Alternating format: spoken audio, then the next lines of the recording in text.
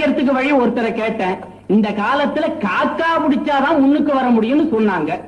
உடனே போன காக்காவை பிடிச்ச கூண்டுல அடைச்சேன், ஜோசியத்துல உட்கார்ந்தேன். இதுலயும் முன்னுக்கு வர முடியல. மடையா மடையா சொன்னா ரொம்ப புச்சாலிடா. அவன் இந்த நாட்டுல அதான் பெரிய பிசினஸ் உனக்கு சொல்லியிருக்கான். காக்கா பிடிக்கிறதுன்னு அவன் எதுக்கு சொன்னான்னு உனக்கு புரியல. நீ போய் இதை புடிச்சிட்டு காக்கா பிடிக்கணும் தெரியாதுல்ல, தெரியாது. நீங்கள் பின்னாலே வருவான். அவன் சொன்னதுக்கெல்லாம் ஆமா ஆமான்னு போட்டுக்கிட்டே இருப்பான்.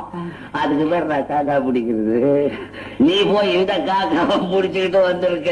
சனீஸ்வரன் பகவான் வாகனண்டாது. நாராயணா நாராயணா. என் பேர் உங்களுக்கு எப்படி தெரியும்? இதுல இருந்து தெரியுதா நீ ஜோசியனா நான் ஜோசியனான்னு? என்னடா டேய், ஏதோ திடீர்னு பணம் வந்துட்டாதான் ஆழம் மறந்துடுவானுங்க.